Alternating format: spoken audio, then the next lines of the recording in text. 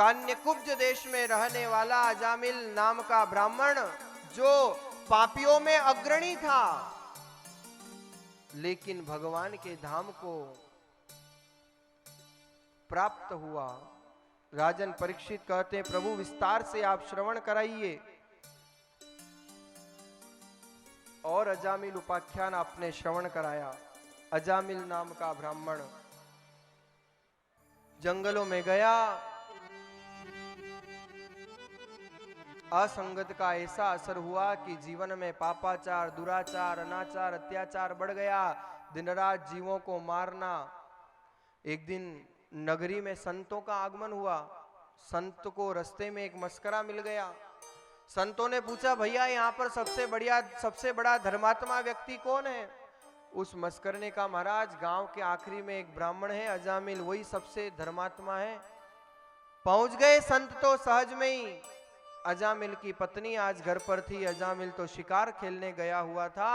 अजामिल की पत्नी ने देखा संत आए हैं, आगत संतों का स्वागत किया और स्वागत करते ही स्थान प्रदान करके आंखों से आंसू बहाने लगी। संतों ने पूछ लिया सहज ही, अरे क्या हुआ? बोले, महाराज मैं क्या करूं, मेरे पति तो दिन रात अत्याचार पापाचार करते हैं, कैसे इनका उद्धार होगा? संतों ने कहा, चिंता मत कर, आज आने दे, उनको लेकर के आ, मैं उनसे मिलना चाहता हूं। अजामिल की पत्नी दौड़ी दौड़ी गई। रास्ते में अजामिल मिला तो क्या देखा, शरीर पर कंधे के ऊपर शिकार खेल करके आया, मरा हुआ जीव पड़ा है, पूरा शरीर खून से लथपथ हो रहा है। पत्नी ने कहा, पत्नी की बहुत बात मानता था। पत्नी ने कहा, छोड़ो ये सब, घर पे संत आए हैं। स्नान ध्यान कराया और कहा, देखो संतों को जाके प्रणाम करना, नमस्कार करना, उनको बोलना कि आज आप पधारे तो हमारे भाग जग गए, हमारे धन्य भाग है जो आप आए। अब अजामिल को क्या पता कि संत किस चिड़िया का नाम है, पर पत्नी की हर बात में हाँ किया और पत्नी ले गई साथ में। पर रास्ते में पूछा, बोलो क्या बोलोगे जाकर के? अजामिल कहता है, मैं बोलूंगा कि आज आप हमारे घर पर आए हो, आपके बहुत बड़े भाग्य है जो आप हमारे घर पे आए हो। पत्नी ने कहा, चुप ही रहना, मौन ही रहना, और बोल करके मुसीबत खड़ी कर दोगे। चुपचाप जाकर के प्रणाम कर लेना, कुछ मत बोलना। ले गई अजामिल को। संतों को समझते देर नहीं लगी। संतों ने मन में विचार किया और मुक्ति की युक्ति बताई कि तुम्हारे यहाँ अब जो पुत्र रत्न की प्राप्ति होने वाली है, क्योंकि ये अजामिल कोई भजन तो कर नहीं पाएगा, साधना कर नहीं पाएगा, इसलिए जो पुत्र तुम्हारे आंगन में आने वाला है उसका नाम तुम नारायण रख देना, इतना कार्य कर लेना। संत मुक्ति की युक्ति बता करके चले गए। पुत्र रत्न की प्राप्ति हुई, नाम रखा नारायण।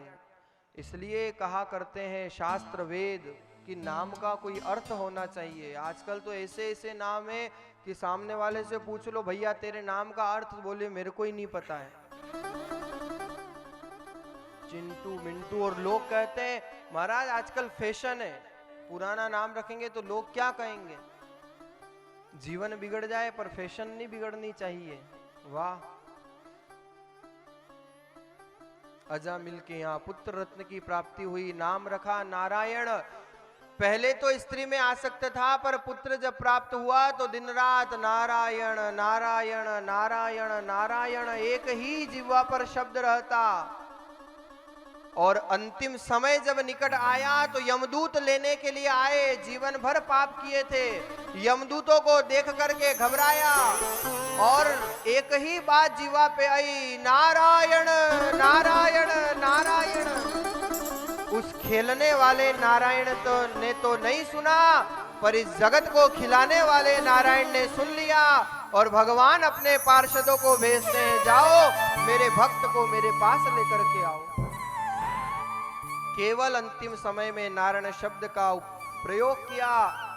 यमदूतों और पार्षदों के मध्य बहुत बहस हुई।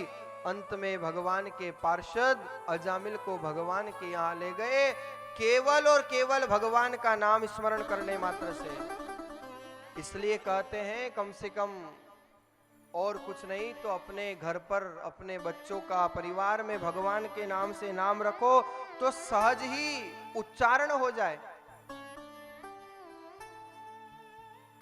पर महाराज आजकल तो, पहले लोग मिलते थे दो ही हाथ जोड़ के राम राम सा नमस्कार करते थे, और कितनी सुंदर संस्कृति थी हमारी, दोनों हाथ मिला करके दूर से नमस्कार। अब तो हाथ मिलाते हो सीधे जाके। अब मान लो सामने वाले के हाथ में कीटाणु है और आपने हाथ मिलाया तो आपको भी कीटाणु ही मिलेंगे। सामने वाले के हाथ में बैक्टीरिया है, आपके हाथ में आ जाएंगे, हाथ से शरीर में चले जाएंगे। क्या हमारी पूर्वी लोगों की सोच रही होगी, इसलिए उन्होंने दो दस्तक और एक मस्तक नमस्कार करना सिखाया। यह हमारी संस्कृति थी, पर हम तो भूल चुके। रामा श्यामा चला गया नमस्कार, हाथ मिलावे ने झटका देवे, थैंक यू बोले बारंबार। कहां संस्कृति को हम ले आए हैं।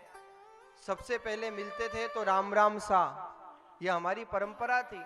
और इसमें भी कितना बड़ा गणित छिपा हुआ है। केवल 2 बार राम राम सा, 3 बार नहीं, 4 बार नहीं, केवल 2 बार राम राम कहते, उसमें एक माला हो जाया करती थी।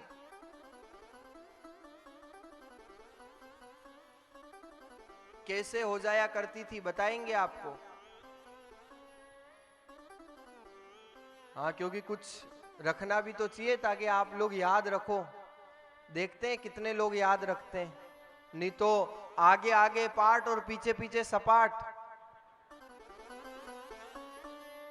यह हमारी संस्कृति थी, हमारी परंपरा थी। पर धीरे धीरे इस भौतिकवाद की चकाचौंध में व्यक्ति इतना लिप्त हो गया है कि सब संस्कार संस्कृति विलुप्त होती जा रही है।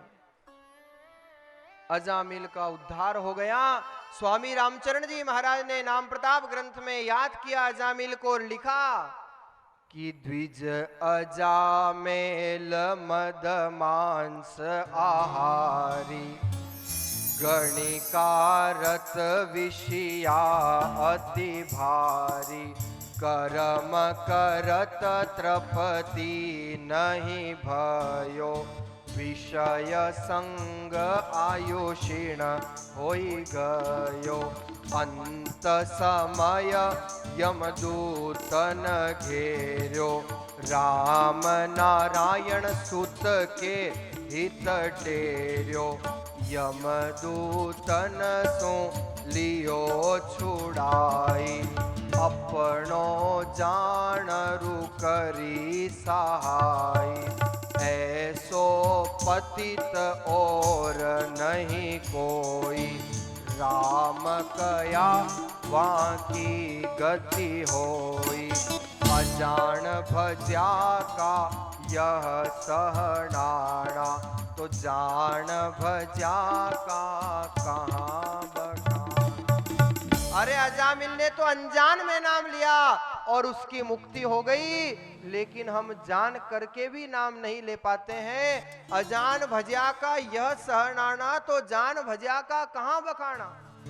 इसलिए स्वामी रामचरण जी महाराज ने डंके की चोट कहा, जान अजान परे पग पावक, सो सत मान जरे ही जरेंगे, जान अजान छुरी छिवे पारस, मेल विकार हरे ही हरेंगे, जान अजान पीवे कोई अमृत, जा सके शोक टरे ही टरेंगे, राम चरण रटे नित राम, राम चरण तिरे ही तिरेंगे।